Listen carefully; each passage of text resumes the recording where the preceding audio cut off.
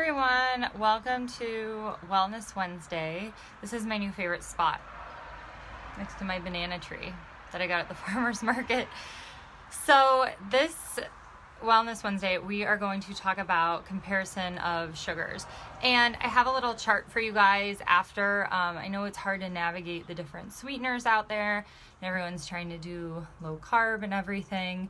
And with that, we need to talk about glycemic index. And glycemic index ranks carbohydrates, ranks them on the basis of how they affect the body and the blood sugar and the glucose release.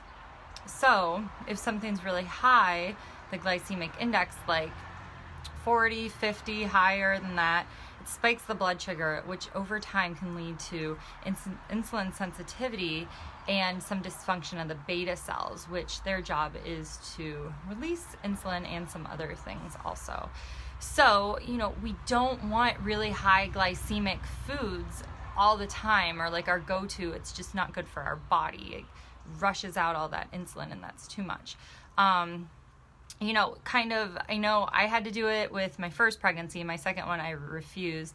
But when we all had to drink that really nasty, like high fructose corn syrup drink to get for the insulin sensitivity test to see if you're diabetic when you're pregnant. So that's just really high glycemic index because they want to see how you respond, and that's one of the tests they do. So anyway, so glycemic index is important when we're picking out the sugars that we're using in our foods. So insulin resistance, we also worry about it because it's associated with type 2 diabetes, it's associated with diabetes, and also high blood pressure. So first, I have a list of sweeteners, so I'm going to kind of read off that list. So first, we're going to talk about cane sugar. We're going to talk about the natural, then we're going to talk about the unnatural. So I'll try to hurry it along. Cane sugar has a glycemic index of 47, so pretty high, but with sugar, it's pure sugar. So 16 calories per teaspoon, and you just want to make sure it's organic and non-GMO. Certain recipes call for cane sugar. That's fine. Just get organic cane sugar. You can have a little bit of sugar every once in a while, but you just don't want to eat it all day, all the time, and eat a dozen cookies. Next is honey. Its glycemic index ranges from 45 to 64. So same thing. So, high glycemic index, you don't want to drink bottles of it. Can you put it in your tea? Sure. You don't want to give this to infants because of the risk of botulism. And you want to buy it local. It's non-processed. It also can possibly help with allergies and bee pollen honey. There's no real studies, but I think it works. There are studies on that it is a good cough suppressant, so it works better than placebo, and placebo effect's really strong, so honey is good for that. While I'm going through the sweeteners, I'm going to say glycemic index, calories, possible dangers, and positives. So the next is molasses. So blackstrap molasses, its glycemic index is 55, 19 calories per teaspoon, and it's very mineral rich. It's really high in iron. It's great. When my toddler had low iron, because I was breastfeeding only, and I'm still breastfeeding, but I would make him these blackstrap molasses cookies. I think I still have it on my Integrative Dr. Mom blog, but they were really good, and they were sweetened with blackstrap molasses. And it's just really rich in iron, so very good. Good to sneak that in there on the kids. Say, oh, here's a cookie. And they did like them. I tried to, when I added coconut sugar, which I'll get to that, they didn't like it as much. Anyway, okay. That was the next one. So coconut sugar is what I want to talk about. So its glycemic index is pretty good, 30 to 35, with 16 calories per teaspoon. And it's made from the nectar of the coconut palm flower. So I really like coconut sugar. It does give cookies, if you make cookies with a little bit browner tint. Sometimes my kids can tell, sometimes they can't. I just don't tell them, but I put coconut sugar in there. And you can get organic coconut sugar anywhere. I really like it. I think it's great to put in there. It's mineral rich. It's good. So I try to sneak that in there. The next is agave. Its glycemic index is 15 to 30. The problem with agave is it's high in fructose, and fructose is more of a high glycemic, and the body doesn't react to it as well as other sorts of sugars out there. So agave can be highly processed. So I was kind of into agave for a little bit, like a couple of years ago, and then I was like reading more about it, and I'm like, oh, it's more processed, and it actually has a higher glycemic index than, you know, you want. So, I mean, I'm okay with the little agave, but I kind of stick to it more with if I want to have a margarita. I don't know. So the next is stevia. Its glycemic index is 0 and its calorie per teaspoon 0. I'm still reading the stevia book. I don't know. The jury's still out. So here's the thing. So it's GRAS,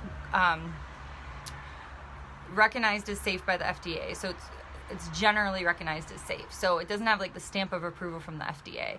So stevia, people would eat it and they would eat like the whole leaf, but right now they're really highly processed. Some brands are due to the extraction process, and they can use chemicals to extract, you know, the stevia, the herbicide A from the stevia plant. So you just have to be careful because some stevia is highly processed. I wouldn't like go to town and have stevia for breakfast, lunch, and dinner and snack, you know. I mean, all these sugars, you know, same thing.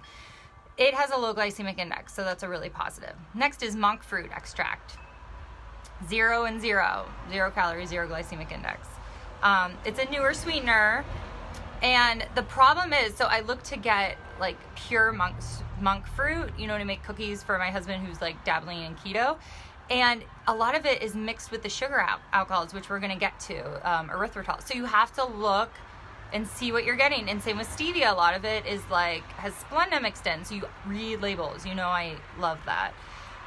So monk fruit extract, it contains antioxidants called mongosides, and it's extracted using water. So all the research I showed, it's extracted using water. So that's good. It's not chemically extracted. So I'm thinking it's not as highly, but it's a newer sweetener. So something newer is on the market, you know, just watch the study. I have a collagen powder that uses monk fruit that I like, you know, I mean, I still do a little stevia. You just, you know, you got to see how you react to everything. Next is HFCS, high fructose corn syrup. Run away. Don't do it. If it says high fructose corn syrup, it says corn syrup. Don't do it. Don't give it to your kids. Throw it away. I wouldn't even give it to like someone you don't like. I mean, that's mean. So anyway, it's, oh gosh, okay. 87. I'm like, is that right? I remember reading that, but 87 is the glycemic, 87. And we're wondering why there's so much obesity. You know, it's just so sad. I read in a book that, you know, little kids with like these fat bellies, you know, it's so sad, but that's due to high fructose corn syrup. That's the high fructose corn syrup belly, and my heart aches for them. 16 calories per teaspoon. It can cause non-alcoholic fatty liver disease. We're seeing this a lot. So people are having fatty liver disease that are not alcoholics, and that is not, you know, the only cause of liver disease, obviously, but this is from food. We're doing this to ourselves, and they're putting it in our food. They're hiding it. It's made from GMO corn. You know, tons of glyphosate. I'll do that for another Wellness Wednesday. Sprayed on this. And also linked with obesity and leaky gut syndrome. So there's no positives. It's hidden in pop, salad dressings, snacks. We just really want to avoid this. Look at that plant. It's coming to get me. Okay. The next is sucralose, Splenda. 0 glycemic index, 0 calories. Studies have shown that it's altered gut flora in rats. It's very processed. I don't like it. I don't do it. I remember when I was in undergrad, it was first coming out. I'm like, oh, cool. And then they replaced an oxygen ion with chloride. And I like wrote the company, I'm like, how are you saying this is natural? You're like replacing, you know, the chemical structure. And I was like drawing it out because I was in organic chemistry. And they were like, oh, it's fine. No thanks. There's not tons of studies out there, but they're probably just not doing them. Aspartame, 0 glycemic index, 0 calories. So many side effects documented: migraines, headaches, dizziness, blurred vision. There's studies in rats that there's concern for cancer. Just don't do it. No positives. I mean, I guess it's positive that's 0, but no. The next is sorbitol. So we're going to get into the sugar alcohols. So everything with an OL, alls, are all sugar alcohols. And those are bad if you're on a low FODMAPs diet, because they're going to cause like gassing and bloating in some people. So hi, Crystal. I like it when people comment when they're watching. So the first one's sorbitol, 9 for glycemic index and 15 calories. So it does actually have a little bit of calories, and it's very processed. It can create a laxative effect, and it is derived from corn syrup. Like, we want to avoid corn and GMOs, and so not a fan of sorbitol. Not a lot of studies out there, and like I said, I just think these are all new sweeteners. People aren't doing a lot of studies. I can't find really good ones, but it's highly, highly processed. So if you're eating really healthy, do you want these highly processed, foods, sweeteners in your body? Next is erythritol. 0 glycemic index and 9.6 calories per teaspoon. It's also highly processed. It's also derived from corn syrup, which is a bummer. So I know there's like organic ones out there and stuff. This used to be kind of like I would use it every once in a while, but I would stay away from it. I think I'm going back to staying away from it. Xylitol has a glycemic index of 13 and also 9.6 calories. So this is toxic to dogs if you're on like a low yeast type diet. A lot of people use xylitol, but make sure your dog doesn't get into it. Eat a cookie that you made out of it or whatever, because it's toxic to them. So that's kind of concerning if it's toxic to dogs. It was made from the birch tree originally, but now it's made from GMO corn. A few studies out there are showing concern for tumor growth.